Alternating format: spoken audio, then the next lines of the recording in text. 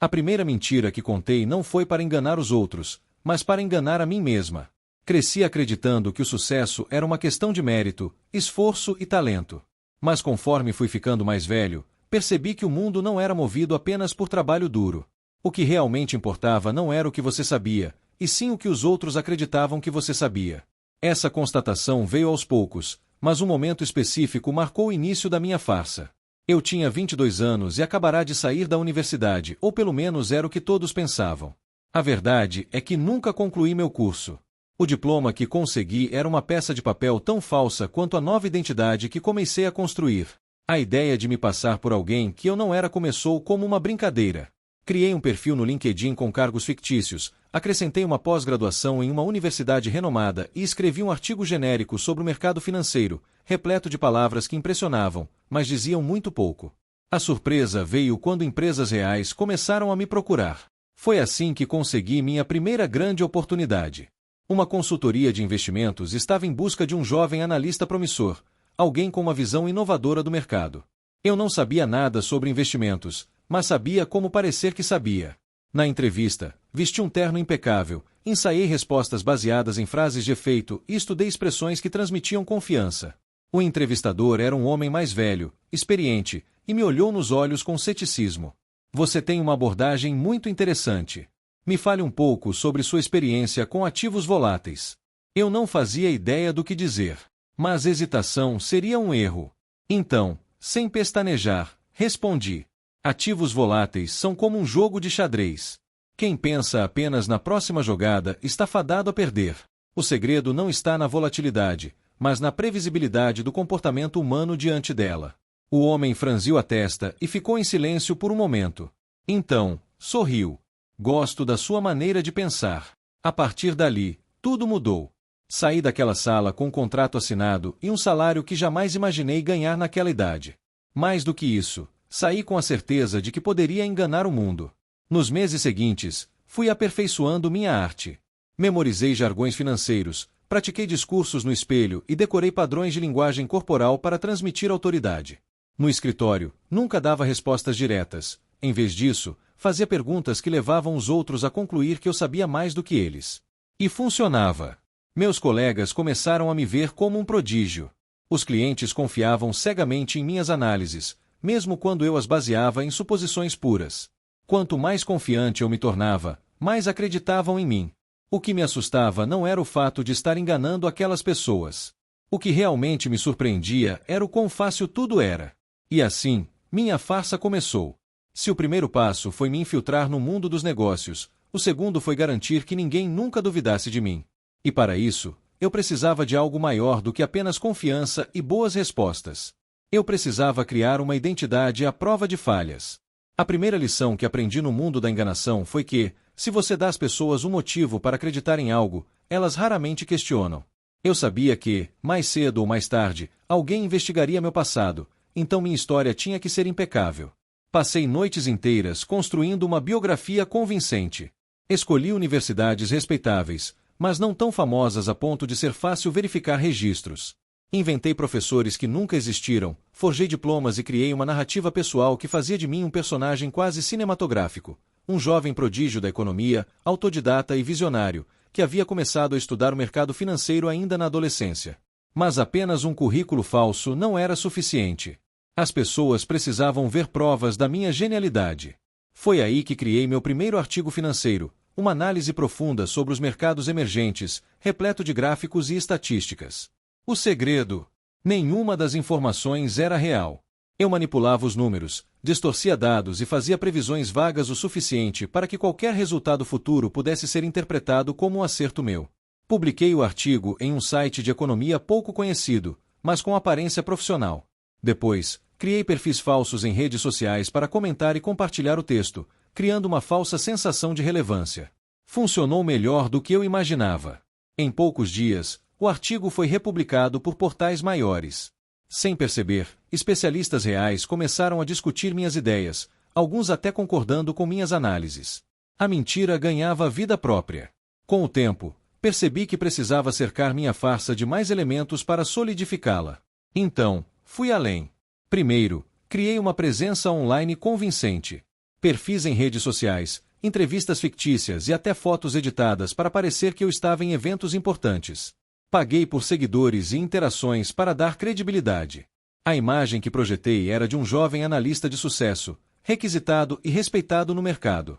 Depois, comecei a me infiltrar em eventos do setor. Descobri que, se você se veste bem, anda com confiança e age como se pertencesse ao ambiente, ninguém questiona sua presença. Em seminários, participava de conversas com grandes investidores e CEOs, sempre fazendo perguntas inteligentes, mas nunca dando respostas concretas demais. Com o tempo, passei a ser reconhecido nesses círculos.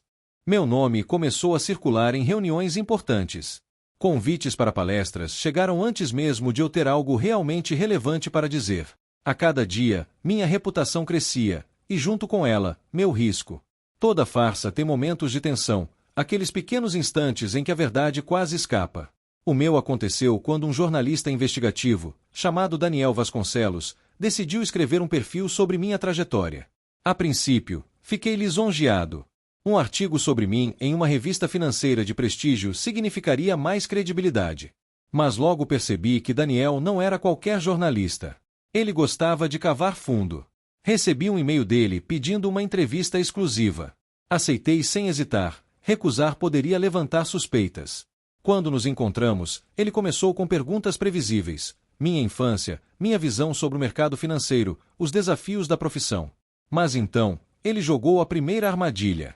Você teve uma ascensão muito rápida. Algumas pessoas dizem que sua história é inspiradora, mas outras se perguntam como você conseguiu tanto reconhecimento em tão pouco tempo. Qual foi o momento-chave da sua carreira? Respirei fundo. Eu já esperava esse tipo de pergunta. Respondi com a mesma segurança de sempre. O momento-chave foi quando comecei a publicar minhas análises. Meu artigo sobre mercados emergentes chamou a atenção de investidores grandes, e a partir daí tudo se desenrolou naturalmente. Daniel sorriu, mas não parecia satisfeito. Sim, esse artigo foi interessante. Mas sabe o que achei curioso? Não encontrei referências sobre você antes disso. Nem registros acadêmicos, nem menções a trabalhos anteriores. Seu nome simplesmente surgiu do nada. Por um instante, senti o chão sumir. Mas aprendi que, nesses momentos, a hesitação pode ser fatal. Então, inclinei-me para frente, olhei nos olhos dele e dei um sorriso confiante. Daniel, você trabalha com jornalismo, certo?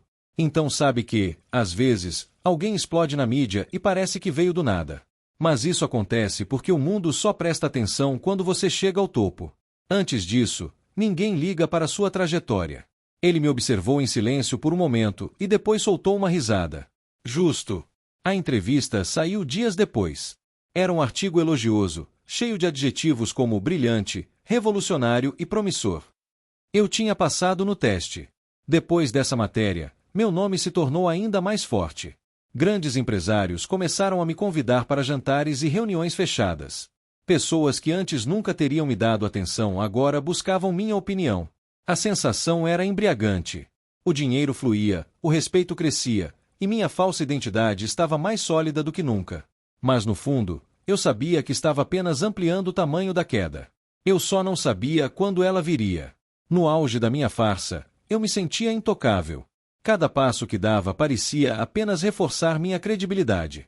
Meu nome estava em revistas financeiras, minhas palestras eram disputadas e até mesmo investidores veteranos buscavam meus conselhos. O dinheiro fluía sem esforço. Minhas contas bancárias estavam cheias, e os convites para eventos exclusivos chegavam quase diariamente. Jantares com CEOs, encontros em mansões luxuosas, viagens para conferências internacionais. Eu fazia parte de um círculo que, anos antes, parecia inalcançável. Mas o sucesso tem um efeito colateral perigoso. Ele embriaga. Eu me tornei tão confiante na minha mentira que comecei a acreditar que nunca seria descoberto.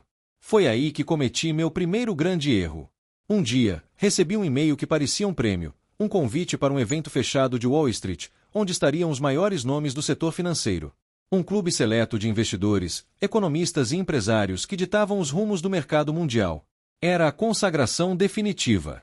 Se eu fosse aceito ali, ninguém jamais questionaria minha legitimidade. Mas também era um campo minado. Diferente dos eventos onde eu costumava brilhar, aquele seria um ambiente repleto de especialistas que conheciam cada detalhe do mercado. Ali, Eu não poderia me esconder atrás de frases de efeito ou previsões genéricas. Eu precisaria jogar no mesmo nível que os gigantes. Ainda assim, recusar seria pior. Então, aceitei o convite e me preparei. O evento aconteceu em um hotel luxuoso em Nova York. Quando cheguei, vestido impecavelmente, fui recebido como uma estrela. Pessoas me cumprimentavam com entusiasmo. Algumas diziam que acompanhavam meu trabalho e elogiavam minhas análises. Aquilo me deu uma falsa sensação de segurança. Eu estava enganando até os maiores nomes do setor. O jantar começou, e as conversas fluíam naturalmente. Usei a mesma estratégia de sempre. Ouvia mais do que falava, respondia perguntas com metáforas sofisticadas e mantinha confiança inabalável. Mas então, veio o momento que mudou tudo.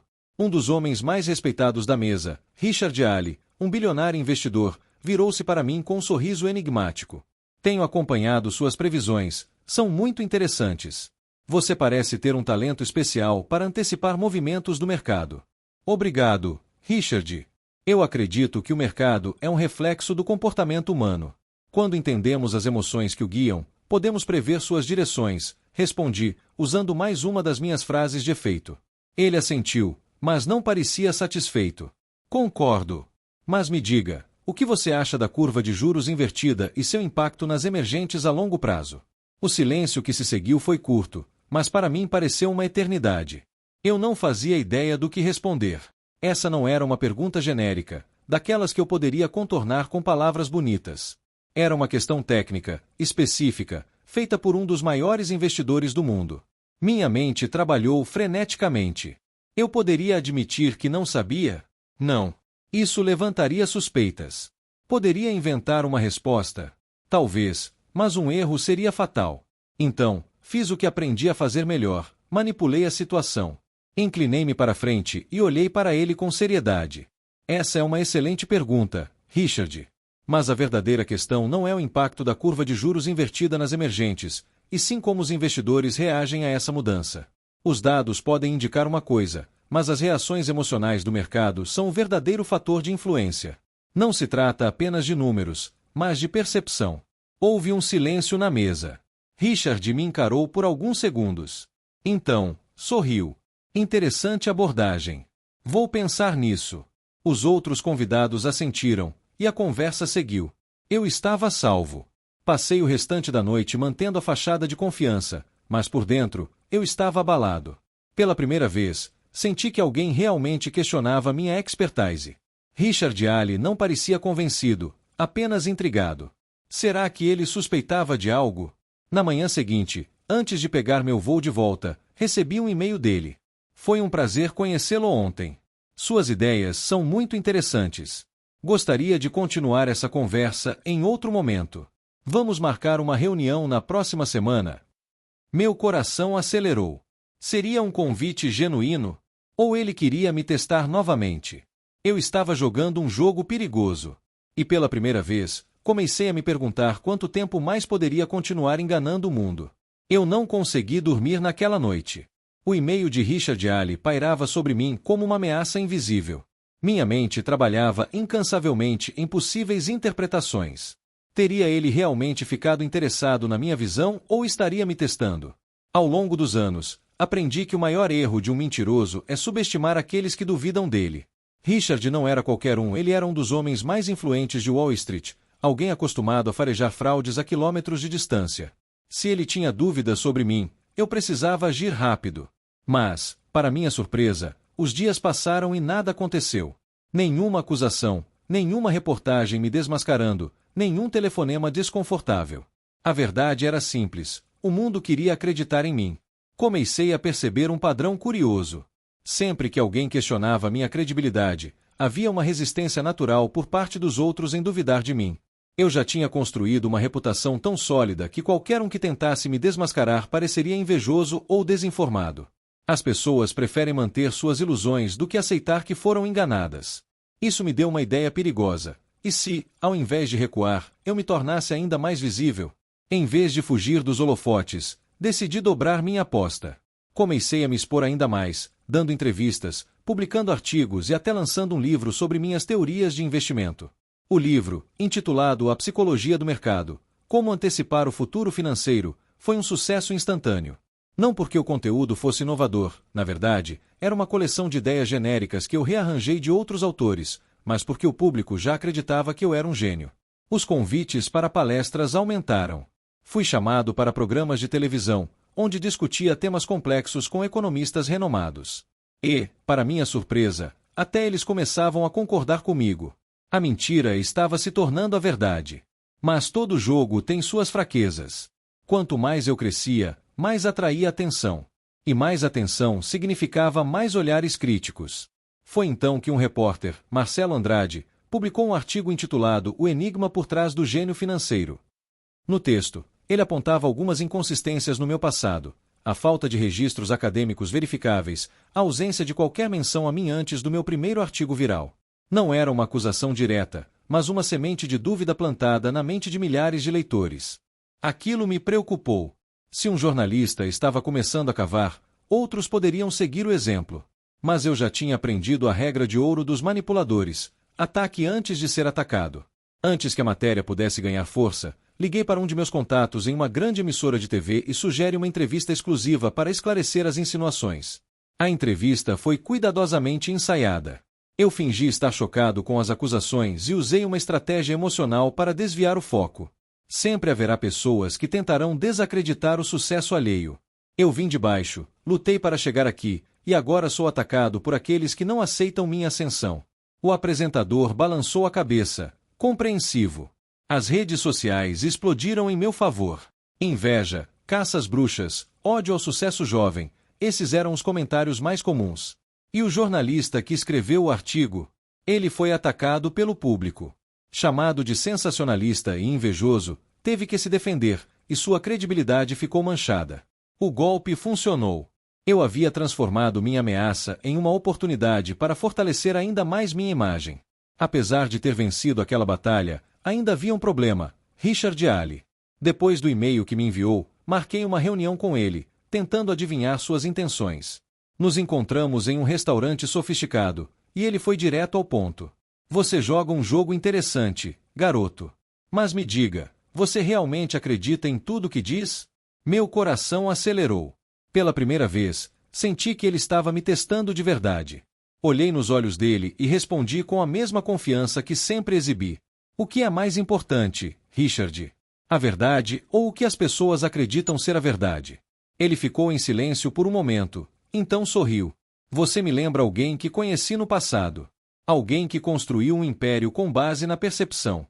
E o que aconteceu com ele? Perguntei. Richard tomou um gole do vinho e respondeu. Ele soube a hora de sair do jogo. Aquelas palavras ficaram na minha mente. Eu havia sobrevivido a todos os ataques até ali. Minha farsa não só continuava intacta, como estava mais forte do que nunca.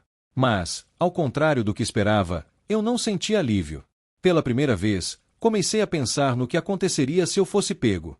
Se um dia alguém realmente conseguisse juntar todas as peças, minha queda seria brutal. E Richard Ali tinha razão. A única forma de ganhar nesse jogo seria sair antes que a casa desmoronasse. A questão era, eu conseguiria abandonar tudo isso? Richard Ali havia me dado um conselho sutil, mas poderoso. Ele soube a hora de sair do jogo. Aquelas palavras ecoaram na minha mente por dias. O problema era que eu não sabia se tinha essa capacidade. O sucesso era viciante. O dinheiro, o respeito, o poder de moldar a realidade das pessoas, era difícil simplesmente largar tudo. Mas, ao mesmo tempo, uma sombra pairava sobre mim. Eu sentia que algo estava prestes a acontecer. E eu estava certo. A calmaria durou pouco. 2 semanas depois do nosso encontro, Richard Ali fez algo inesperado. Me convidou para participar de um fundo de investimento secreto, exclusivo para grandes nomes de Wall Street. Era o tipo de oportunidade que poderia solidificar meu nome para sempre. Mas também era um teste definitivo. Naquele fundo, não havia espaço para ilusões. Ali, não bastava falar bem, era preciso entregar resultados. E se houvesse um erro, por menor que fosse, seria questão de tempo até que percebessem que eu não passava de uma fraude. Eu precisava tomar uma decisão: aceitar e arriscar tudo ou recusar e levantar suspeitas. Fiz o que sempre fiz. Arrisquei. E foi assim que comecei a cavar minha própria cova. No começo, consegui manter a ilusão. Eu delegava tarefas, usava modelos prontos, manipulava dados para que minhas previsões parecessem corretas. Mas não se engana Wall Street por muito tempo. Os verdadeiros especialistas começaram a questionar minhas estratégias. Onde você baseia suas análises? Como chegou a essa conclusão? Por que esse modelo funciona nesse cenário? Perguntas cada vez mais difíceis de responder. Mas a ruína não veio por uma falha no fundo de investimentos. Ela veio de onde eu menos esperava. Um nome que eu já havia esquecido voltou para me assombrar. Marcelo Andrade, o jornalista que tentou me expor meses antes e que eu ajudei a desacreditar. Ele não havia desistido de mim. Pelo contrário. Ele passou todo esse tempo cavando mais fundo, cruzando informações, entrevistando pessoas e verificando inconsistências no meu passado. E então, em um golpe perfeito, ele lançou a reportagem que destruiria minha vida. A grande fraude financeira, como um golpista enganou o mercado e construiu um império sobre mentiras. O artigo trazia tudo. Marca de seleção meus diplomas falsos. Marca de seleção as inconsistências nas minhas previsões. Marca de seleção o fato de que ninguém conseguia confirmar meu histórico acadêmico. Marca de seleção depoimentos anônimos de pessoas que começaram a desconfiar de mim. A matéria viralizou em questão de horas. Em pouco tempo, redes de TV, portais de notícias e até ex-colegas de negócios começaram a questionar minha credibilidade. O mundo, que antes me adorava, agora queria me ver destruído. E o pior ainda estava por vir. Quando o artigo saiu, esperei que Richard Alley me ligasse. Parte de mim esperava que ele estivesse do meu lado. Mas o que aconteceu foi muito pior. Ele não apenas não me defendeu, ele foi um dos primeiros a se afastar publicamente. Em uma declaração oficial, disse que sempre teve dúvidas sobre minha autenticidade e que, infelizmente, as acusações pareciam verdadeiras. Ele jogou gasolina na fogueira. Em um instante, tudo que eu construí começou a desmoronar. Meus investidores me processaram. Meus perfis foram deletados de diversas plataformas. Empresas que antes me idolatravam começaram a me tratar como um pária. Eu estava acabado. Mas então, algo aconteceu. Algo que ninguém esperava. Se eu ia cair, não ia cair sozinho. Nos dias seguintes, enquanto minha reputação era destroçada, eu fiz o impensável. Comecei a reunir provas contra todos os outros que, assim como eu, haviam manipulado o mercado. Richard Alley tinha esquemas de lavagem de dinheiro que eu descobri ao longo do tempo. Outros investidores de renome usavam informações privilegiadas ilegalmente. Até jornalistas que fingiam ser imparciais tinham ligações suspeitas com grandes corporações. Eu passei anos jogando esse jogo e sabia de muita coisa. Então, soltei tudo. Anonimamente, vazei documentos, gravações e e-mails secretos para a imprensa. O resultado? Um verdadeiro terremoto no mundo financeiro. Escândalos explodiram. Executivos foram presos. Empresas perderam bilhões da noite para o dia. E eu? Eu desapareci. Enquanto as manchetes se enchiam de novos nomes sendo investigados, eu já estava longe, com uma nova identidade e dinheiro suficiente para recomeçar. O mundo nunca descobriu a verdade. Sim, eu caí. Mas levei muitos comigo. E, no final, de uma forma ou de outra, eu ainda venci.